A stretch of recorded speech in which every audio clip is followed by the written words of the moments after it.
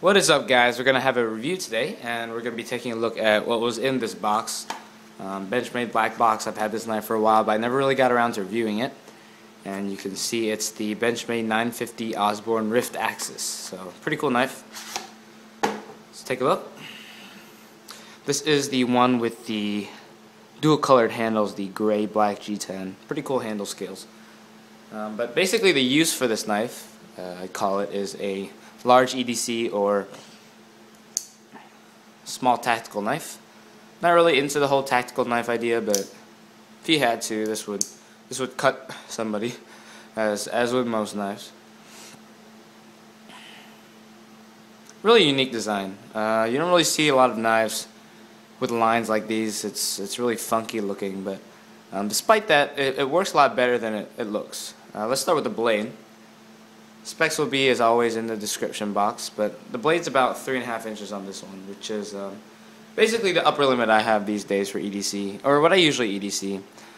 I don't really like anything too big. Once you get to 3 3/4, around 4 inches, it's just too big. Here it is next to a Paramilitary 2, one of my all-time favorite knives, and I'll probably make a video on my growing collection of Paramilitary 2s, but it's about the same size, you can see. It's got a really cool blade shape on this guy. Reverse Tanto with a decent amount of belly. So this is a really strong blade. It's not the thickest of steel.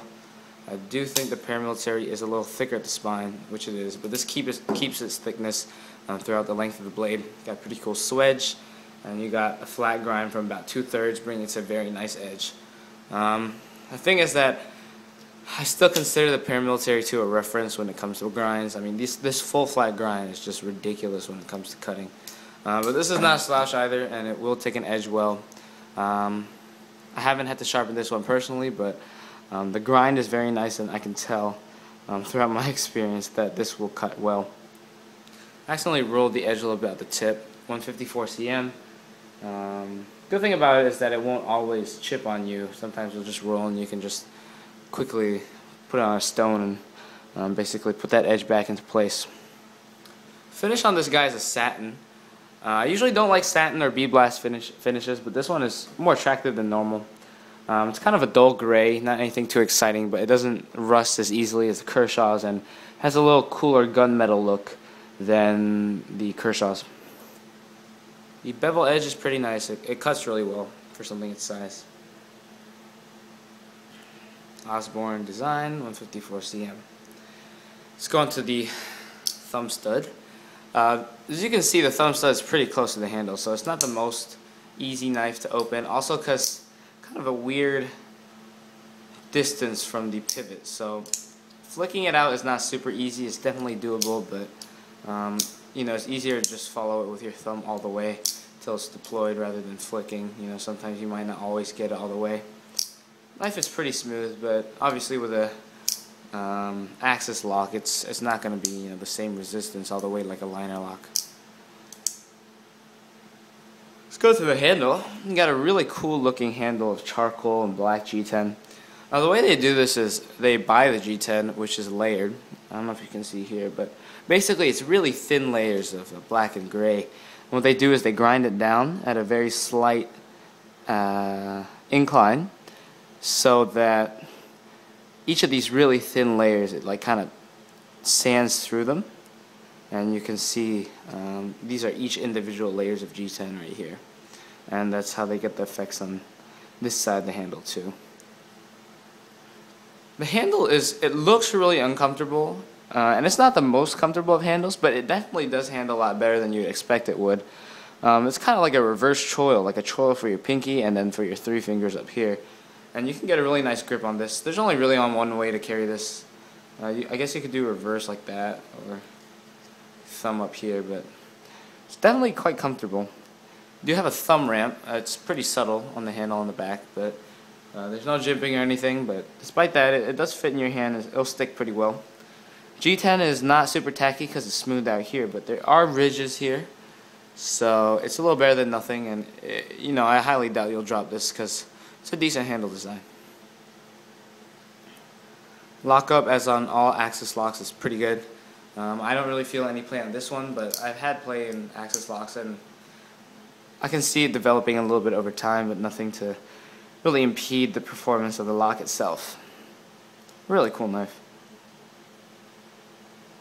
The clip on the back is split arrow, as you'll see on a lot of Benchmades these days. And they do offer you the option right or left hand carry, but it's only tip up, so not quite, Spyderco level changeability. Clip rides pretty well. I like how they put the clip over this flat portion of G10, so it's really easy to slip in your pocket. That's a lot of things. That's a thing that something like this paramilitary doesn't get perfectly, because it is like the textured G10 under the clip, which will rip up your pants. It's not the most attractive knife to me. I don't know. I think it looks really cool, but in terms of pure aesthetics, I think this is really in the eye of the beholder. I really like how it looks, but it doesn't really have that universal sort of beauty that some other knives do have, but it's definitely a really cool knife. Thickness is reasonable. It's about the same as the Paramilitary 2, a shade thicker, but it is contoured and a little bit swelled toward the middle so that it fills the hand better without being too thick. Overall, this is a really nice knife. If you're looking for a nice, big, strong EDC, this is great. Not a humongous knife, so I probably wouldn't really use it for any sort of tactical uses. Weight is reasonable for something this big, obviously much heavier than the Paramilitary 2, but it's nothing ridiculous. If you're really stringent on what kind of weight knives you like, this might not be it, but for me, honestly, it's decent. It's got full steel liners, but they're pretty thin, so it doesn't add too much weight. Overall, not too bad for the money either. This knife goes around $100 to $130, and for that money, it's in the same sort of category as knives like this. But honestly, if you pick this one at about $100 to $130, I do think it's a relatively reasonable buy. Benchmade doesn't really fail to disappoint when it comes to quality. Fit and finish is great on this piece, and I'd really recommend it if you're looking for, if you like the looks, want something a little different, and you like this kind of knife. Anyways, that's my review of the Benchmade Rift. Hope you guys enjoyed it. Any questions or anything I missed, let me know, and I'll get back to you guys. More reviews to come in the future. I got a lot of knives to put out here, but I'll see y'all soon. Peace.